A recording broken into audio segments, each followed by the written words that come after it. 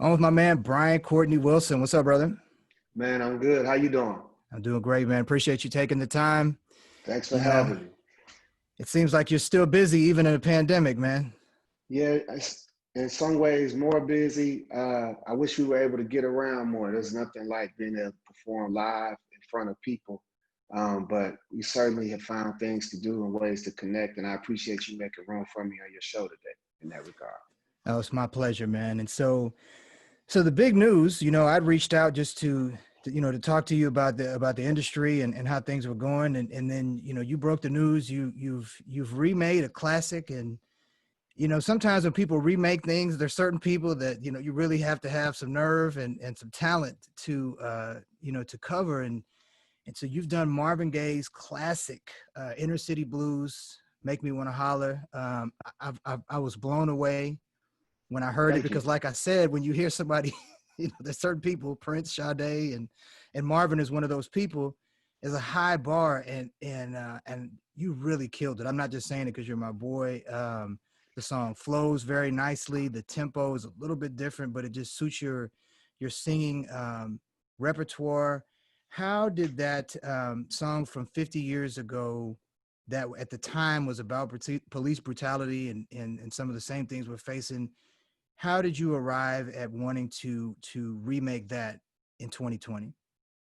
Well, a couple of things. We actually put it out in 2019 to uh, tribute Motown. We're part and share names with Motown, the label I'm on, Motown Gospel, and they wanted to do something where the gospel artists did some tributes to the Motown greats and legends. They asked me what I wanted to do, and Inner City Blues was like a no-brainer to me.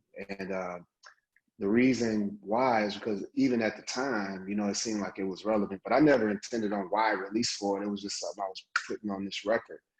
Um, and then as we were doing this music, as we were dealing with the quarantine and the inequities we were seeing health disparities with that, and then tag on that, watching George Floyd get murdered, it seemed like the best thing to venture out with at this time when I think about my role as a minister, as a communicator, as an artist.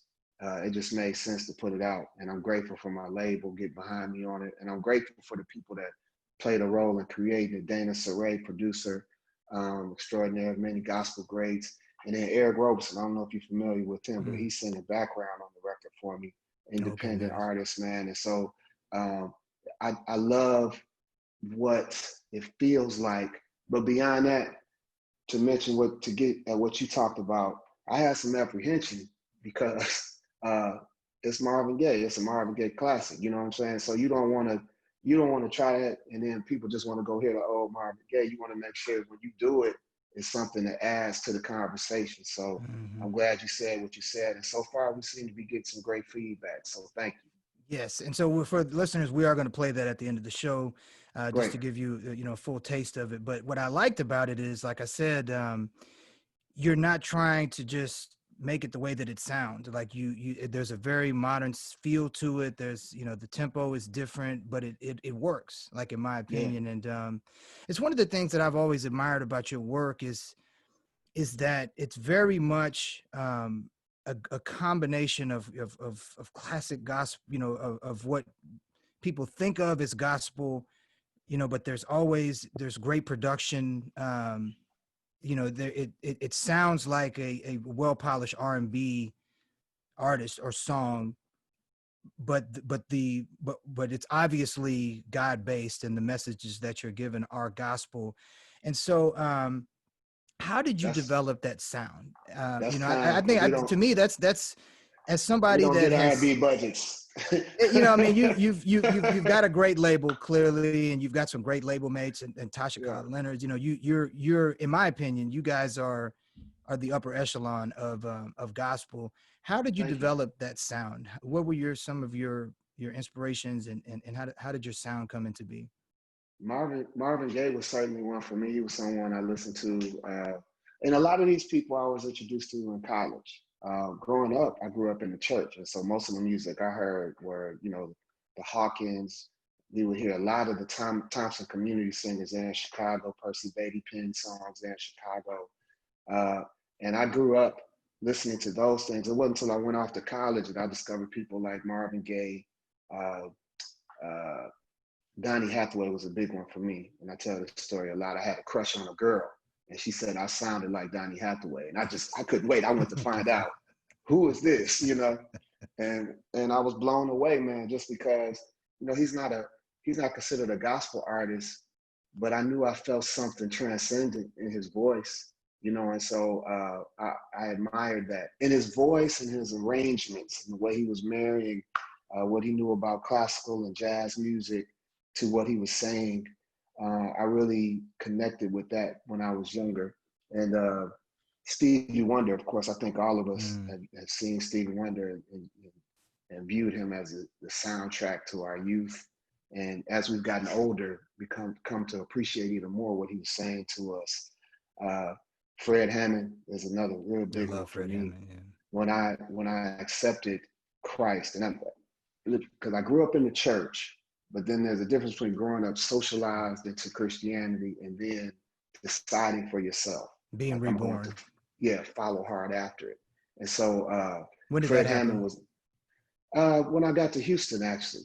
At Houston, and I went to Windsor Village United Methodist Church.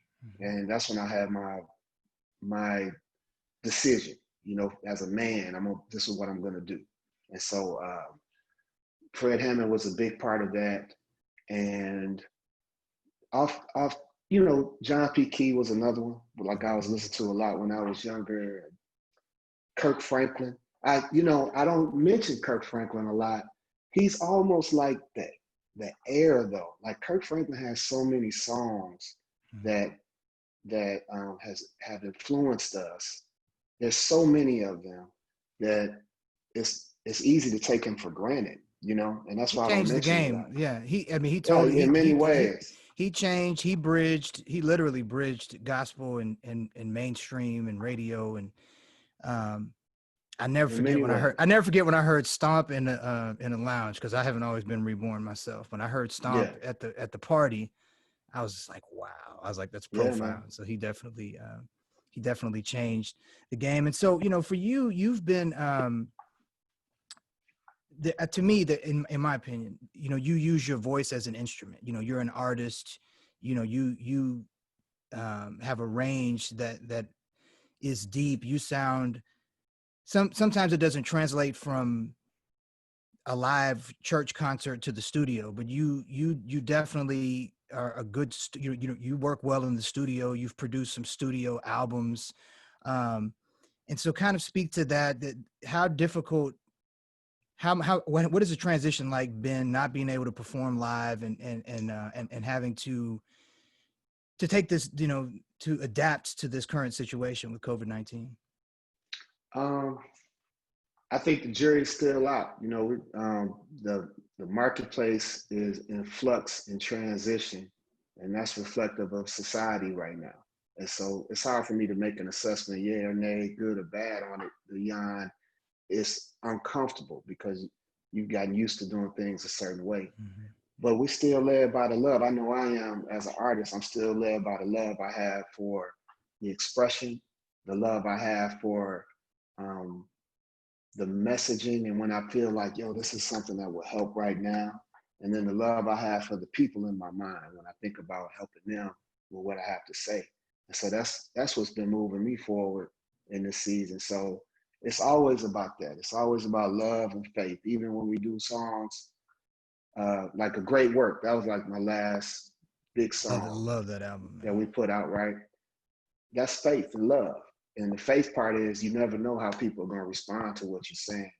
And the love part is, but I do see people that I think will want to hear it. Started with my kids. So that was me thinking about my kids in this world of heightened awareness of white supremacy and resources being put behind those types of ideas. I wanted to try and fortify them against that best I could by letting them know that they don't need to be made great again. They were already made great. They just need to keep walking it out by faith, one step at a time. And so that's what the origin of that song was for me. And it's always like that for me. It's never a slam dunk. It's never, I just know I'm laughing because now I see you dunking when we played on that team. I was going to tell that story later. You there? Or did you freeze over? No, I see you. I can hear you. You froze on. I hear you. I heard you talking about dunk, and I heard you, and then I heard you. I saw it in my mind. You dunking. And I was like, it's never a slam dunk to me like that. It's more like, yo, something's burning and in my heart, and I'm gonna try to get it out. And we're gonna see what happens. Nice. That's how I roll with it. So funny. So it's a good time to interject that story. So when Brian and I first met, we were playing on the basketball league team, and we had a nice team. We were playing on Wednesday nights. It was nice. My boy Cliff Mack was the architect of the team, and this brother was so humble that I didn't know who he was. He was a humble brother, and I wasn't as versed in gospel as I am until my uncle came and was just like, man, do you know who that is? And I knew the music, but he's like, man, that's Brian Courtney Wilson. And he's like, man, I'm a fan, but you were so humble and just such a good brother. That was my thought, was just, man, just a good, solid brother. And man, we had some battles on that team. I missed that. That was a good time. Yeah, it was good, man. In fact, yes. I'm thinking about it. I know Cliff because he shot my first video. Mm-hmm. For All I Need, and we probably were the weakest links on the team, like Cliff and I. No, you feel the late. No, so you. That's why I was humble. I missed it, but you know what though? It's a good. It's you take those kind of things for granted. I think that's a flat that just gives some clarity to the situation. We can't do that right now if we wanted to. I mean, we could, but you miss that camaraderie. That's one of the things that I take for granted, is that this is just a different time in the season. So, I guess along those lines, let's talk about what you are doing. You've launched a Houston-based radio show. Right. This weekend we'll be putting it out. Okay. What's the name of that? And we'll get all the details put on the. It's called Breathe Again. Breathe Again with Brian Courtney Wilson. Beautiful. And I'm working with Amazing 102.5 here in Houston to start. My friend Rudy Rasmus runs the radio station there, right out of their church, actually. We just interviewed Rudy. Rudy. Yes. Yeah, that's my friend, man. That's my good friend. And he's been pushing me to do it almost close to a year since I started my tour last year. He was like, man, you just need to do this show. And I have found the time to sit down and try to put it together.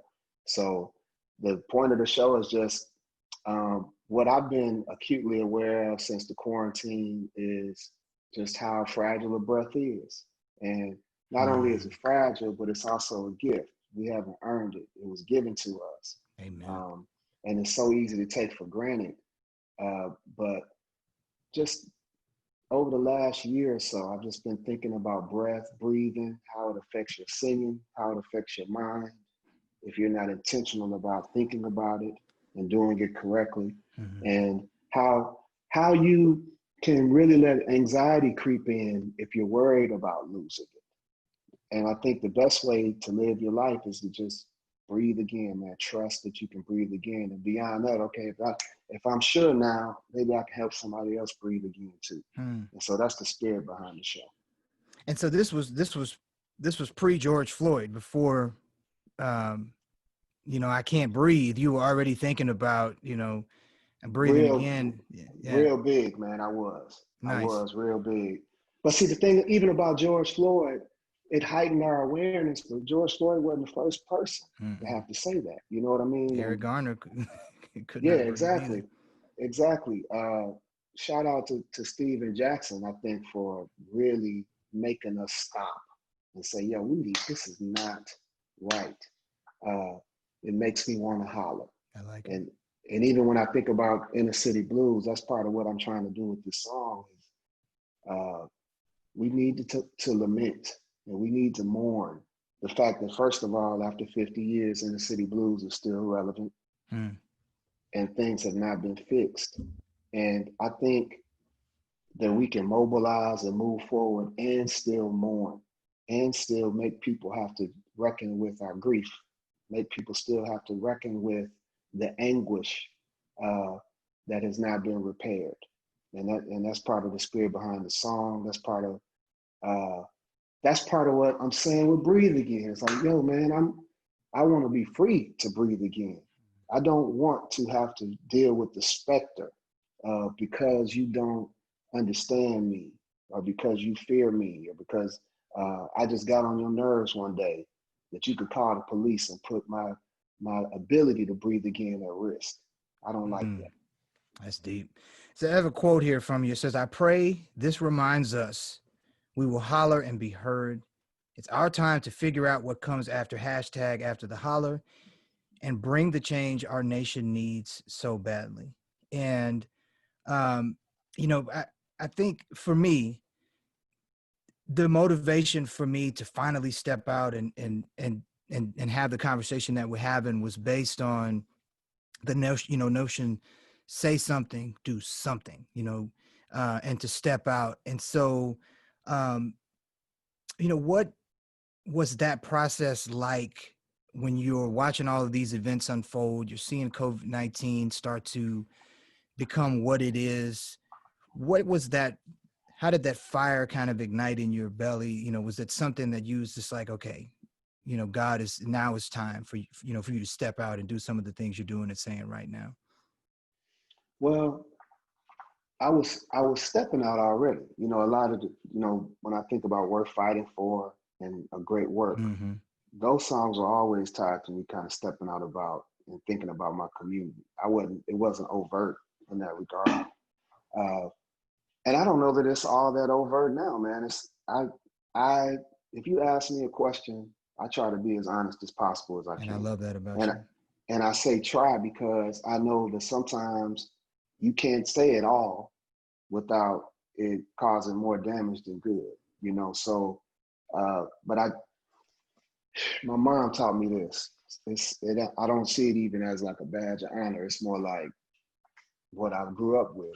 She showed me how to live with uncomfortable truths. And I'm thinking about testimony service at our church and how when she would get up, I always would feel a little like, man, what is she about to say? Because I know About she'll me. say anything. You know what I mean?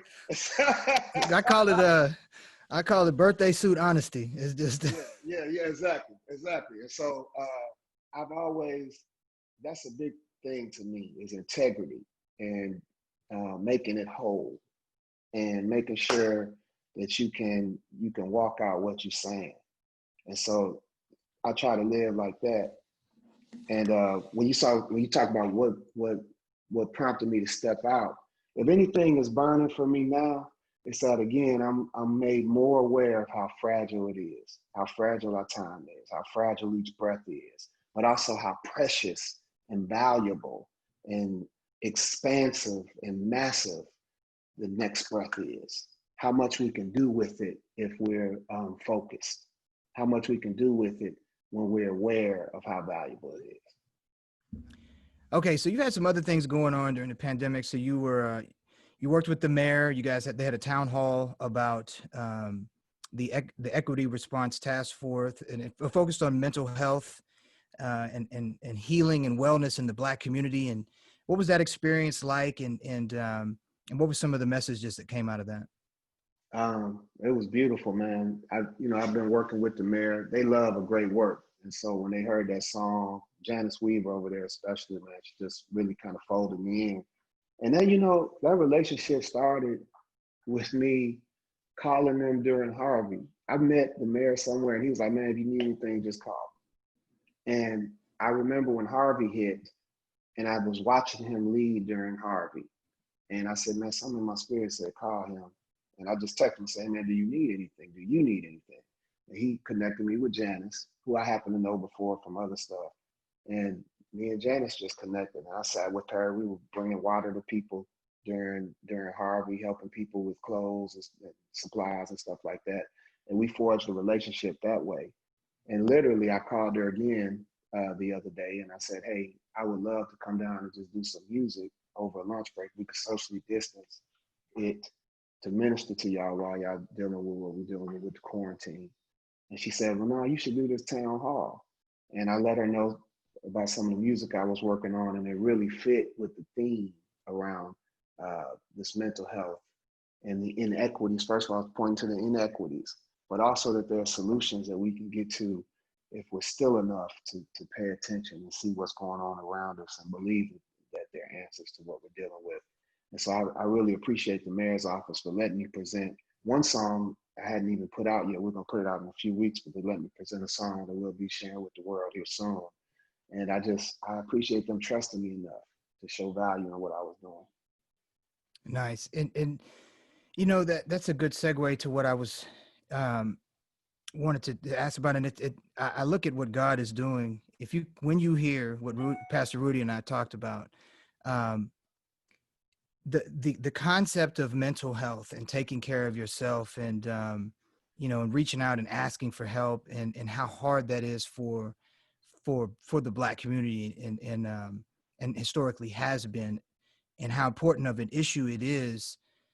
How did that become something that became a focus of yours? What was it that kind of pushed you to say, hey, we need to talk about this, or this is the topic of conversation on my show? Man, I really just try to hear what's in my spirit. And I know that's going to sound, I know how that sounds. No. We're on the same page with that. I believe in that. I really try to hear what's in my spirit.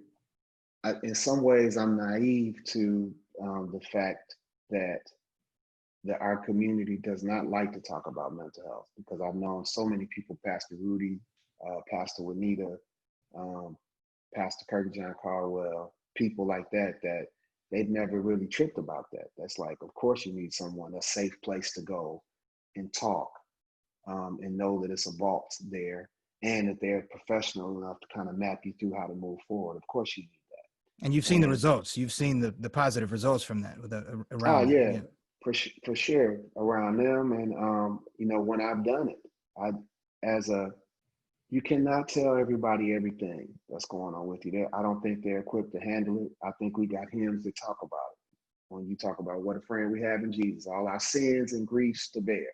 Oh, what peace we often forfeit. Oh, what needless pain we bear. All because we do not carry everything to God in prayer. When I hear that hymn, I think sometimes it's pointing to the fact that we tell some people too much. Not everyone was meant to know everything. Everyone doesn't deserve to hear our story. Yeah, you know what I mean? So that's why sometimes the mental health issues happen, because we hold on to them and we don't have a place to let them go. And the inequity of it is, when you go to a therapist, you got to pay for it, you know? And so a lot of times we don't have even the disposable income, much less the disposable time to go take time on that. And so it's on my heart. I know that that's something that's going to help us, especially the men. It's so funny. I was talking to Rudy about this the other day. It's hard for men to be vulnerable about, man, I'm stuck in this area. I'm stuck. And I've been able to cope. I've been able to function, you know, reasonably. But I know when it's quiet that this is something that needs to be addressed. I'm stuck here. And I need some healing. I need some release from this. And I think that's hard for men sometimes to admit. And what women have sometimes, and they still got their issues, but I've seen this, women talk, like they're able to talk, and they just talk, you know what I mean? And they get a release that men don't always get. Yeah. And you should have been on last week's show. That's what we talked about.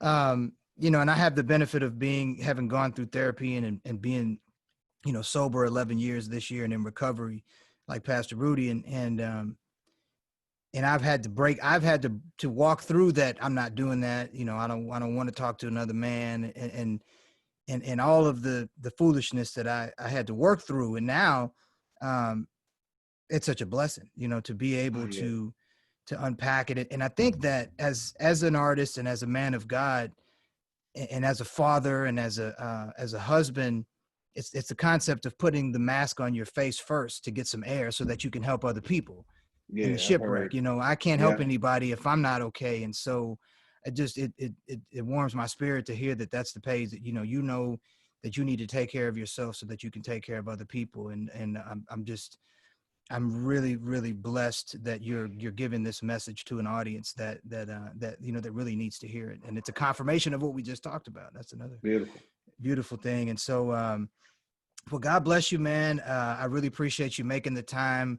Hold on, on the other side, we are going to bring our boy Rob G in, but God bless you. Can you give everybody the social media handles that they can find you on? Yep, you can reach me on Instagram at Brian Courtney Wilson. My website is Brian Courtney Wilson. Twitter is B Courtney Wilson, and Facebook is Brian Courtney Wilson. Nice. And he's not somebody that is outsourcing it. He's actually on there he can be seen and heard. Today, because I actually don't like doing it. I just came to terms with it the other day. I really don't like, it feels like I'm living my life twice a lot of times when I'm on there. And I don't like it's interesting, and that's another show, but that's my evolution I was all day putting my life out there. And when I got reborn and God changed me, I don't like it either, B. I'm being honest with you. It's a necessary part of what I do, because people don't know what I'm doing unless I guess that's one way to do it. And but I've been thinking serious about how to let that go, because it doesn't that's refreshing to hear. I'll be honest with you. But that's the whole thing about the amplified truth is I have to be an authentic version of myself, because if I'm not, then it comes off as inauthentic, so yeah. God bless you, man, for keeping it real. You're a treasure, and we need you. We need this song right now. So thank you for stepping out and obeying your spirit. So Brian Courtney Wilson with the Amplified interview, the Amplified Truth of Don Odom Jr. We'll be right back.